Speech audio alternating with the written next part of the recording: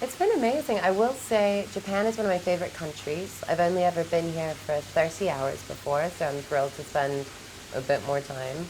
But I've really loved getting to spend time with this wonderful cast of people. And to explore a country all together feels pretty once in a lifetime.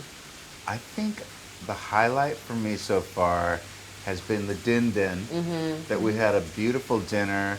It looked like a 100-year-old restaurant in Kyoto, which is Miyamoto-san's home, like town. I don't know if he grew up there, but that's where Nintendo is. yeah, Nintendo headquarters, and I think that's where it all began with Mario. But he took us out to dinner. I got the feeling it was like one of his favorite restaurants.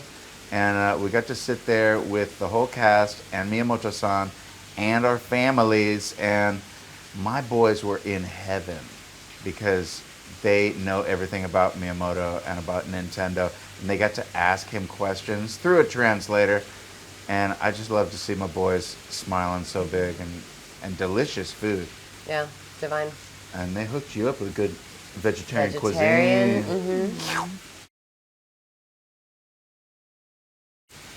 I just felt like it was so nice to come back to work with our wonderful directors.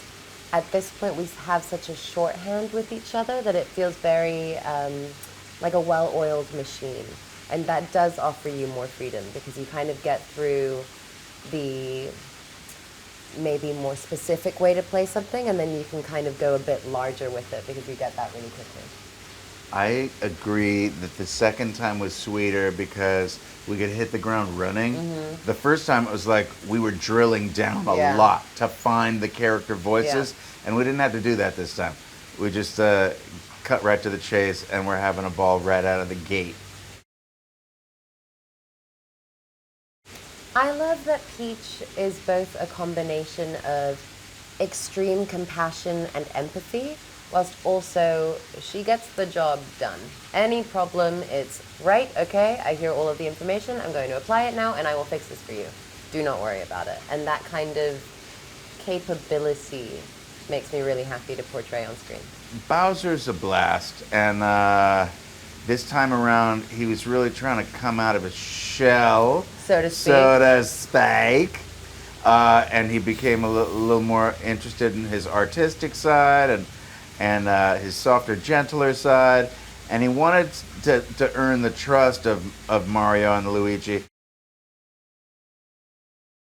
I think our directors do a really good job of being able to, if you're somebody that doesn't understand any of the Mario lore, you'll have a great time, you'll enjoy the movie, but if you are somebody that's very deep into the lore, there are many things to tickle your fancy. Totally. It's a mind blower for the kids that are well versed in the Nintendo universe. There's tons of Easter eggs and cool characters that will be revealed. I think what's really wonderful about doing animation jobs is you go into the booth, you do your part, but you're obviously not a part of the animation studio. You're not a part of Jack's session or Chris's session, sorry. So when you go and sit down and see the film, you get to watch it as an audience member. You get to just enjoy the feast that is sort of laid out before you. And I'm always so impressed at the amount of imagination on display. It's just so creative and, as you said, beautiful. And I think it's wonderful to be a part of something that sparks delight. Yeah.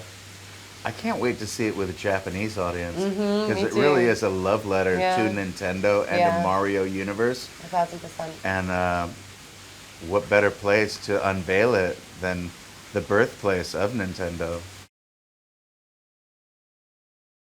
Get your friends, get your family, get some popcorn. I was just going to say popcorn. Yeah. What's your movie snack choice? Look, this is controversial. Okay. I like to get a big old popped corn, not buttered, because I don't like Butterfingers. Wait, question. Is the butter the thing, like the additional butter? Yeah. Yeah, I don't like that either.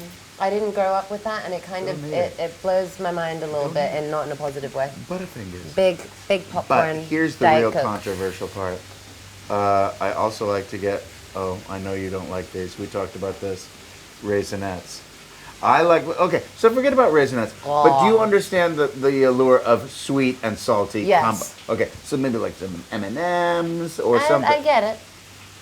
I get it.